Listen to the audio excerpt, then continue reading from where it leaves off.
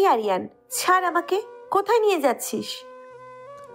একদম কোনো কথা নয় আপু, চুপচাপ বসে থাকো, এত নড়াচড়া করো না। এমনিতেই এত ওজন কোলে নিতে পারছি না, তারপর আবার নড়াচড়া করছো, এবার কিন্তু নিচে ফেলে দিব।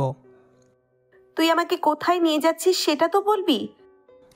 আমার সাথে গেলে দেখতে পারবে। না, আমি তোর সাথে যাব না। তোর কত বড় সাহস, তুই আমাকে আমার বিয়ের থেকে কিডন্যাপ করে নিয়ে এলি? সাহস আর কোথায় দেখলে, এই তো সবে শুরু। শুরু মানে? আমি অহনা আপুর কথার কোনো জবাব না দিয়ে আপুকে নিয়ে একটি গাড়িতে বসলাম। তারপর আমিও আপুর পাশে বসে গেলাম। আপু গাড়ি থেকে নেমে যেতে চাচ্ছিল, কিন্তু আমি আপুকে শক্ত করে জড়িয়ে ধরাই আপু আর নামতে পারেনি। আমি তখন ড্রাইভারকে কিছু বলার আগেই ড্রাইভার গাড়ি চালাতে শুরু করে। আসলে ড্রাইভার হচ্ছে আমার বন্ধু, আর সব কিছু আগে থেকেই প্ল্যান করা, তাই ওকে কিছু বলা লাগেনি। আরে তুই কোথায় নিয়ে যাচ্ছিস আমাকে? এবার কিন্তু আমি চিৎকার করব।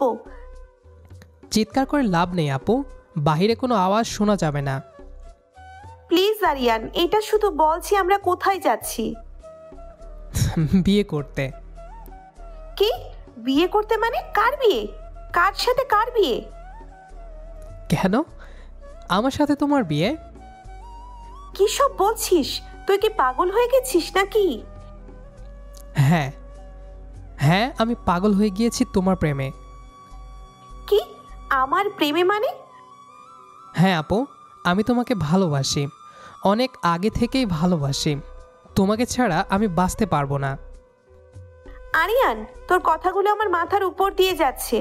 আমরা খালাতো ভাই বোন, তাছাড়া আমি তোর থেকে বয়সে বড়। ভাই বোন হলেই কি হয়েছে, আর বয়সে বড় হলেই কি হয়েছে, এটা কোনো সমস্যা বলে তো আমার মনে হয় না।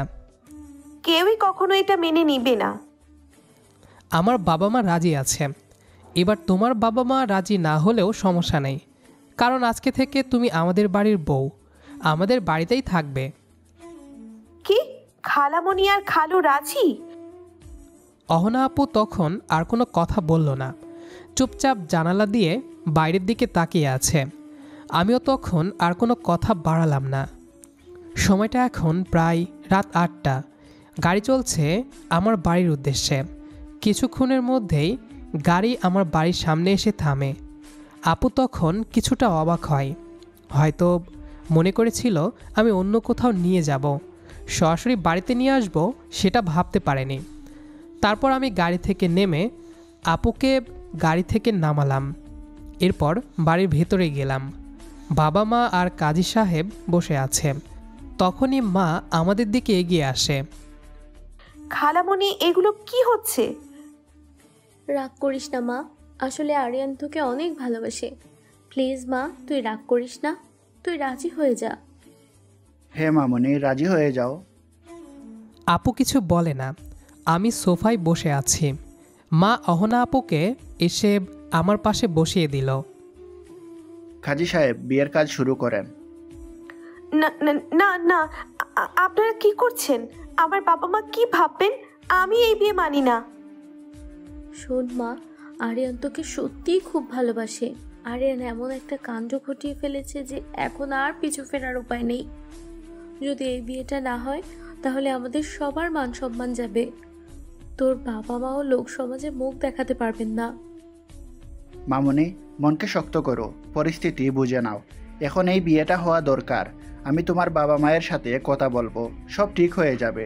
তুমি শুধু আমাদের ইজ্জতটা বাঁচাও। অহনা আপু তখন চারপাশের মুখগুলোর দিকে তাকালো। আমার চোখে তীব্র প্রেম, যা পাগলামির পর্যায়ে পৌঁছেছে। বাবা মায়ের চোখে আকুতি এবং লোকলজ্জার ভয়। সে বুঝতে পারল আজ সে সত্যিই ফাঁদে পড়ে গেছে। আর তার নিজের বিয়েটা ভেঙে যাওয়া নিয়ে সে যতটা চিন্তিত, তার চেয়েও বেশি চিন্তিত তার বাবা মায়ের সম্মান নিয়ে। তারা এই সমাজে কি বলে মুখ দেখাবেন। ঠিক আছে। থ্যাংক ইউ আপু, তুমি আমার জীবন। চুপ কর আরিয়ান, তুই কি করেছিস সেটা তুই নিজেই জানিস না। আপনারা কি আমাকে শুরু করার জন্য অনুমতি দিচ্ছেন? হে কাজী সাহেব। কাজী সাহেব তখন বিয়ের মূল আনুষ্ঠানিকতা শুরু করলেন। সাক্ষী ও বরের উপস্থিতিতে অহনাকে জিজ্ঞেস করা হলো, আপনি কি আরিয়ানকে আপনার স্বামী রূপে কবুল করছেন? হ্যাঁ হ্যাঁ হ্যাঁ, কবুল করছি। আলহামদুলিল্লাহ, আমাদের বিয়ে সম্পূর্ণ হলো। মিষ্টি বিতরণের পর সাহেলা বেগম অহনাকে নিয়ে বরের ঘরে চলে গেলেন। ঘরটি সুসজ্জিত, গোলাপের পাপড়ি আর মোমবাতির আলোয় ভরা। মন খারাপ করিস না মা, সময় সব ঠিক করে দেয়। আরিয়ান ছেলেটা ভালো, তোকে সুখে রাখবে। আজ থেকে এটাই তোর ঘর। সাহেলা বেগম ঘর থেকে চলে যেতেই আরিয়ান ঘরে ঢুকল।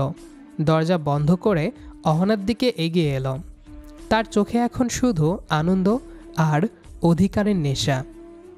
আমার আর একটাও কথা বলার দরকার নেই, অবশেষে তুমি আমার। এই, কাছে আসবি না। কি বলছো আপু? এখন আমরা স্বামী স্ত্রী, তুমি এখন থেকে আপনি করে বলবে না। আর এটা আমাদের বাসর ঘর। বাসর ঘর? কার বাসর ঘর? তোর? জোর করে আমার বিয়েটা দিয়ে তুই ভাবলি যে আমি সহজে সব মেনে নেব? তুমি তো কবুল করেছো আপু। কবুল করেছি আমার বাবা মায়ের ইজ্জত বাঁচাতে। তোর আর তোর বাবা মায়ের জেদের কাছে হার মেনেছি। কিন্তু মনে রাখিস, আমার কাছে তুই সেই খালাতো ভাইই থাকবি যে আমাকে জোর করে তুলে এনেছে। অহনা আপু, তুমি এমন বলছো কেন? আমি তো তোমাকে ভালোবাসি। ভালোবাসিস? তুই যদি সত্যিই আমাকে ভালোবাসতি তবে এমন কাপুরুষের মতো কাজ করতিস না। আমি মানি তুই আমার থেকে ছোট, কিন্তু তোর এই অপরিণত কাজটার জন্য আমার জীবনটা নষ্ট হয়ে গেল। আমি জানি ভুল করেছি, কিন্তু তোমাকে ছাড়া বাঁচতে পারতাম না। প্লিজ আমাকে একটা সুযোগ দাও, আমি প্রমাণ করব আমি তোমার যোগ্য। তখন আমি একটু অহনা আপুর হাত ধরলাম, কিন্তু সঙ্গে সঙ্গে আপু ঝটকা দিয়ে হাত সরিয়ে নিল। সুযোগ? কোনো সুযোগ নেই। এই ঘরে তুই আর আমি থাকতে পারবো না। তুই অন্য ঘরে যা। আর মনে রাখিস, তুই আমাকে যাই ভাবিস, আমার কাছে তুই শুধু সেই আরিয়ান যে আমার বিয়ের মণ্ডপ থেকে আমাকে কিডন্যাপ করেছিল। আমি যাব না, এটা আমার ঘর। তাহলে আমি যাব। অহনা দ্রুত বিছানা থেকে উঠে দাঁড়ালো। সে ঘরের বাইরে যেতে উদ্যত হলো। আমি দৌড়ে গিয়ে অহনার হাত ধরে বললাম, না আপু, তুমি যেতে পারবে না। এটা আমাদের প্রথম রাত, তুমি আমাকে এভাবে অপমান করতে পারো না। ছাড় আমাকে। আমি ছাড়বো না, তুমি আমার। আমি তোমাকে না পেলে মরে যাব। আমি আরিয়ানকে ধাক্কা দিয়ে সরিয়ে দিলাম। মরতে চাস তো মর, কিন্তু আমাকে তুই ছুবি না। আমি তোর স্ত্রী নই। অহনা দ্রুত দরজা খুলে ঘর থেকে বেরিয়ে গেল। আরিয়ান হতভম্ব হয়ে দাঁড়িয়ে রইল। তার জোর করে পাওয়া ভালোবাসার প্রথম রাতেই কঠিন প্রত্যাখ্যানের শিকার হলো। অহনা, দাঁড়াও, কোথায় যাচ্ছ? আমি দ্রুত সিঁড়ির দিকে ছুটলাম। আমার চোখ দুটো জলে ভরে এসেছে। প্রথম রাতে এত বড় একটা প্রত্যাখ্যান আমি সহ্য করতে পারছিলাম না।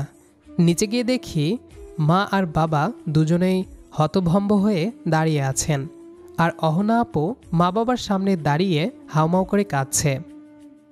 খালামণি, আমি এখানে থাকতে পারবো না। আমি আমার বাড়িতে যাব। কি বলছিস মা? এত রাতে?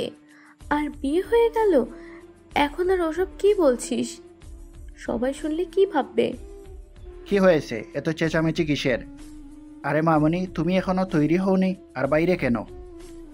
আহ, বাবা মাও না, বাসরাতে এসব কি দেখতে হচ্ছে তাদের? আমি তাদের সামনে গিয়ে দাঁড়ালাম। বাবা মা, তোমরা ওকে বোঝাও, ও আমার সাথে থাকতে চাইছে না। এসব কি বলছিস মামনি? বিয়ে যখন হয়ে গেছে তখন এসব ছেলে মানুষই কেন? আরিয়ান তোকে ভালোবাসে, আর এখন এই বাড়ি তোর ঘর। ভালোবাসে? ভালোবাসলে কেউ এভাবে জোর করে? আমার ইচ্ছের কোনো দাম নেই? আমার বাবা মায়ের কথা একবারও ভাবলো না? শোন মা, তোর বাবা মায়ের কাছে সব খবর পৌঁছে গেছে। তোর বাবা তোর রাগ করে কথা বলাও বন্ধ করে দিয়েছেন। তুই যদি এখন চলে যাস তাহলে সবাই ভাববে তুই আরিয়ানের সাথে পালিয়ে গিয়েছিলি। তখন তোর বাবা মায়ের মাথা আরও হেট হবে। সমাজ এটাই বলবে। তার মানে আমার আর কোনো পথ নেই? আমি দেখলাম অহনা আপু যেন দেওয়ালে পিঠ ঠেকে যাওয়া একজন মানুষ। সে বুঝতে পারল আমার পাগলামির ফল এখন কেবল আমাদের নয়, তাদের বাবা মায়ের ইজ্জতের সাথেও জড়িয়ে আছে।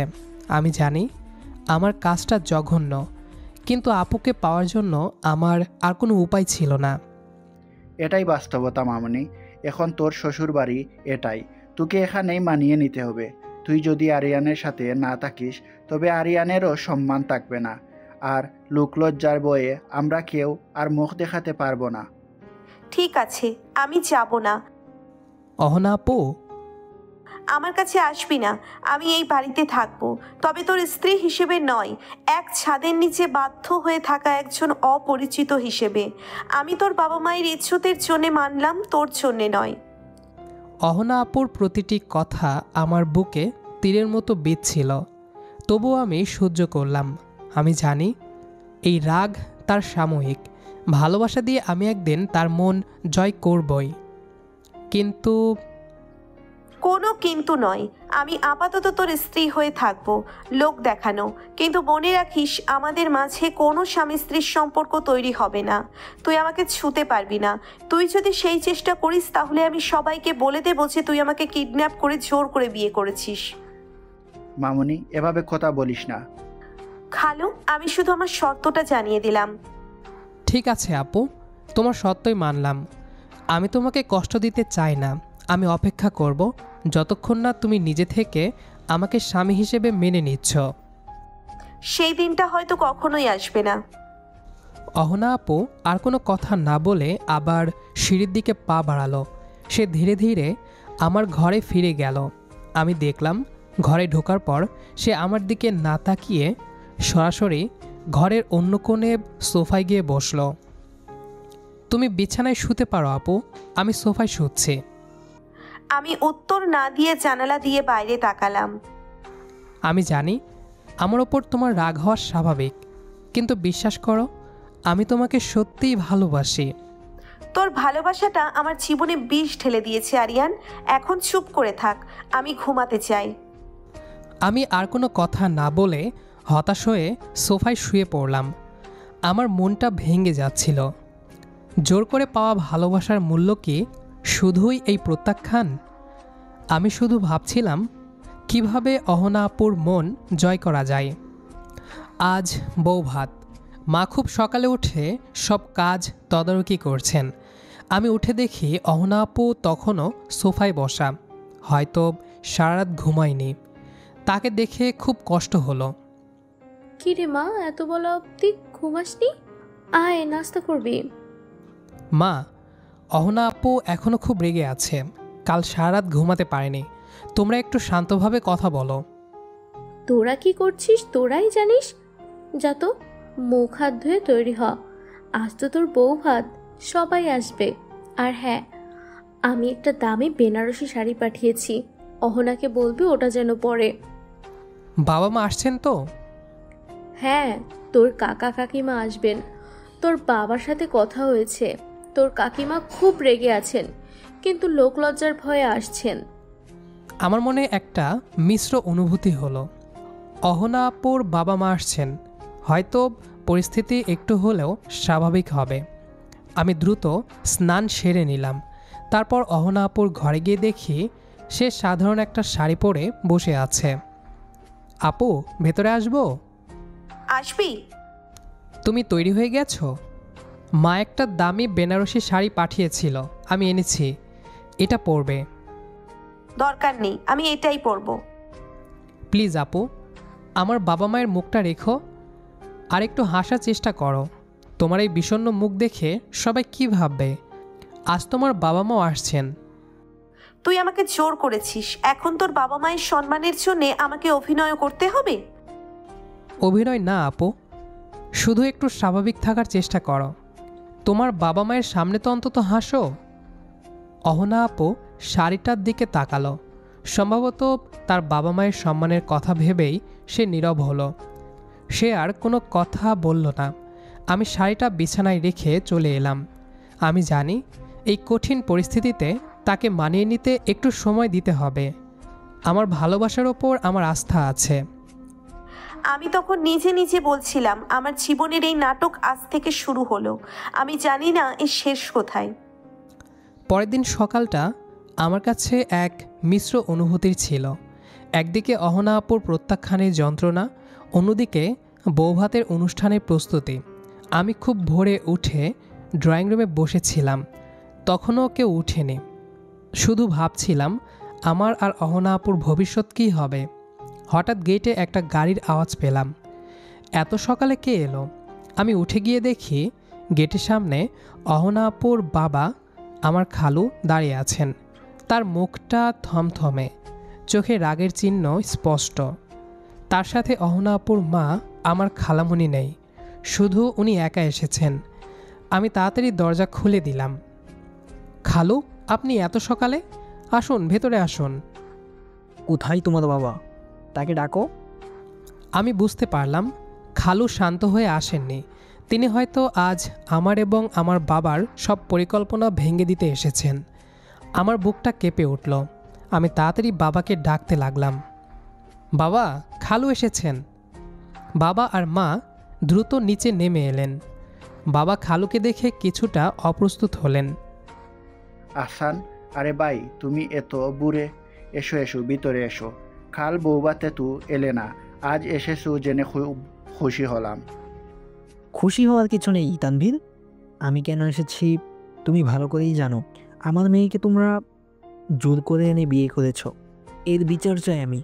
আমি এই বিয়ে মানি না। ভাই, রাগ করো না। আরিয়ান ভুল করেছে আমরা জানি, কিন্তু কি করব বলো? যা হওয়ার তো হয়েই গেছে, এখন সমাজের দিকে তাকাতে হবে তো। সমাজ? আমার মেয়ের জীবন নষ্ট করে দিলে আর তোমরা আমাকে সমাজের দোহাই দিচ্ছ? আমি এখনই আমার মেয়েকে নিয়ে যাব।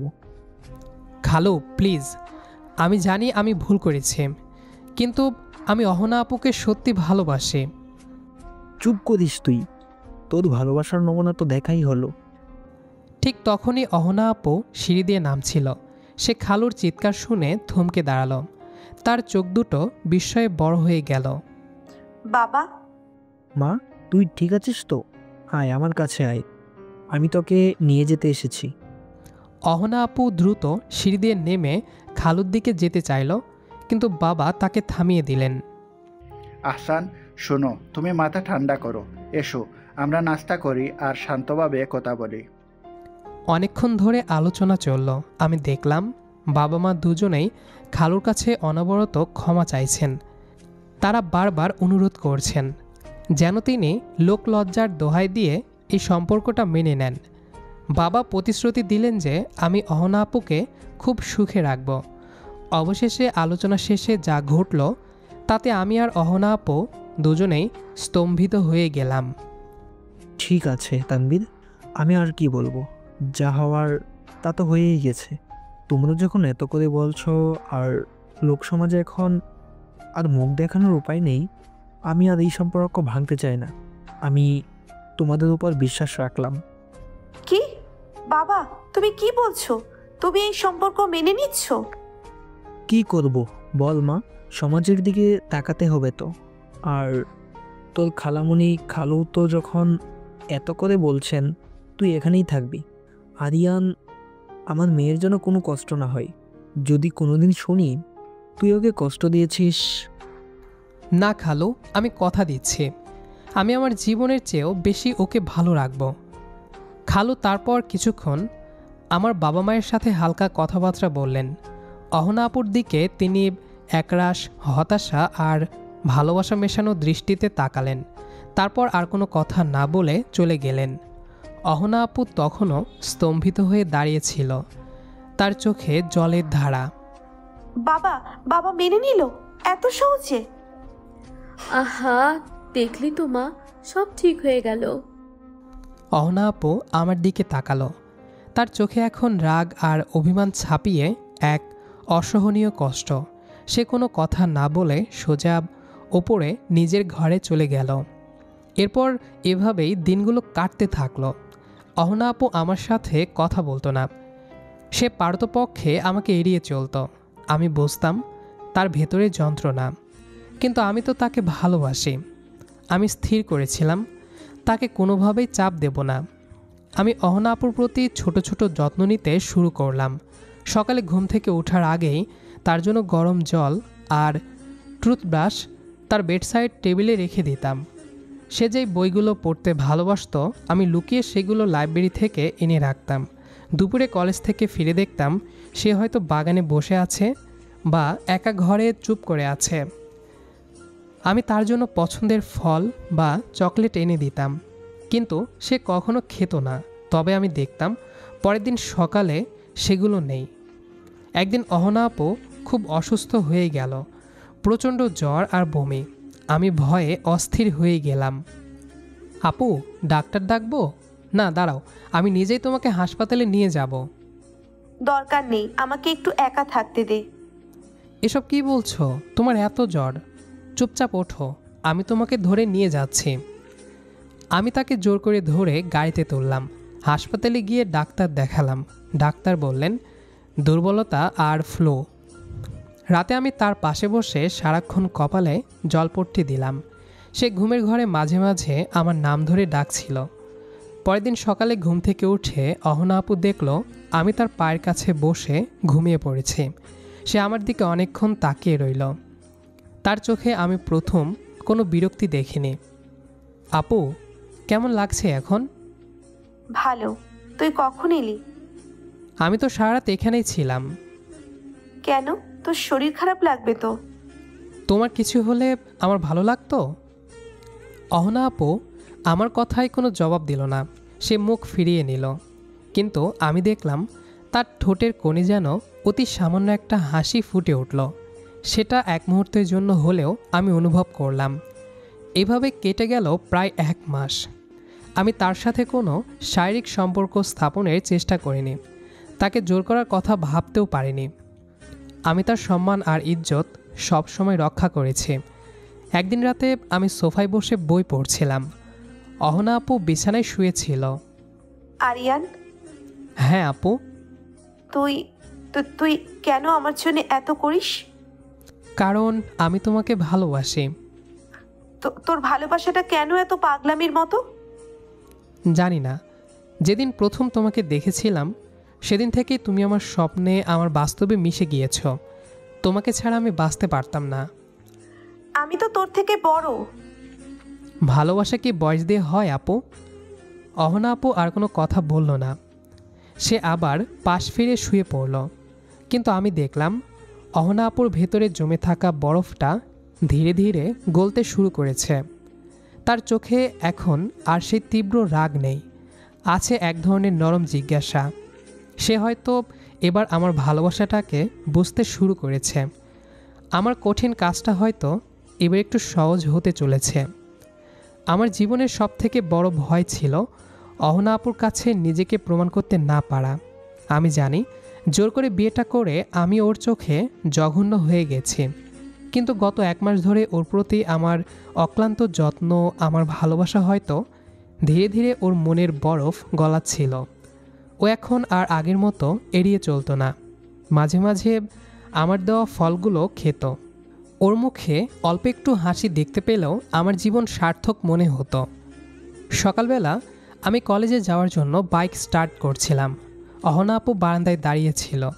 আমি বাইকে ওঠার আগে ওর দিকে তাকিয়ে হাসলাম। আপু, আমি আসছি। আজ তাড়াতাড়ি ফিরব। তোমার জন্য একটা সারপ্রাইজ আছে। সাবধানে যাস। ওর মুখ থেকে এই প্রথম সাবধানে যাস কথাটা শুনে আমার মনটা ভরে গেল। এইটুকুই তো চেয়েছিলাম, ভালোবাসার মানুষটার সামান্য কেয়ার। আনন্দে মনটা ভরে গেল। আমি বাইক চালিয়ে বেরিয়ে গেলাম।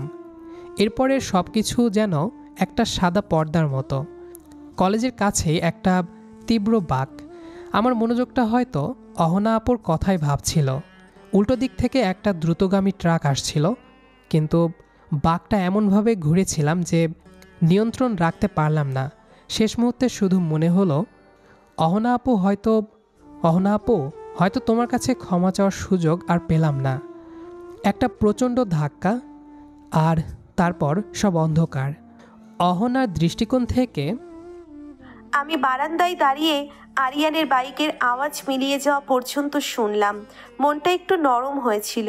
ছেলেটা আমাকে কত ভালোবাসে, কিন্তু ওর জোর করার বিষয়টা কিছুতেই ভুলতে পারি না।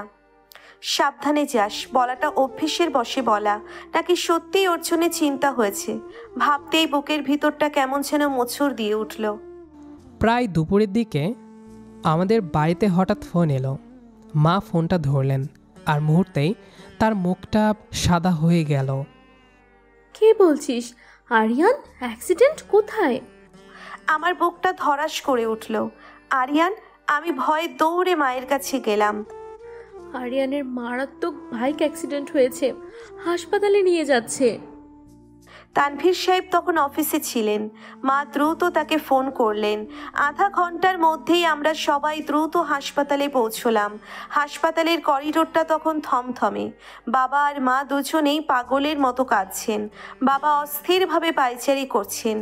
আরিয়ানকে তখন অপারেশন থিয়েটারে ঢোকানো হয়েছে। আমি ওটির দরজার দিকে তাকিয়ে পাথরের মতো দাঁড়িয়েছিলাম। আমার হাত পা যেন অবশ হয়ে গিয়েছিল। আমার ভেতরে এক তীব্র ভয়, যদি আরিয়ানের কিছু হয়ে যায়। আমার এই কঠিন ব্যবহারের ফল কি এটাই? হঠাৎ একজন নার্স আমাদের দিকে এগিয়ে এলেন। আপনারা কি আরিয়ানের পরিবারের লোক? হ্যাঁ, ওর বাবা আমরা। কেমন আছে ও? অপারেশন চলছে। এই নিন ওর মোবাইল ফোনটা, আমরা ওর জামার পকেট থেকে পেয়েছি।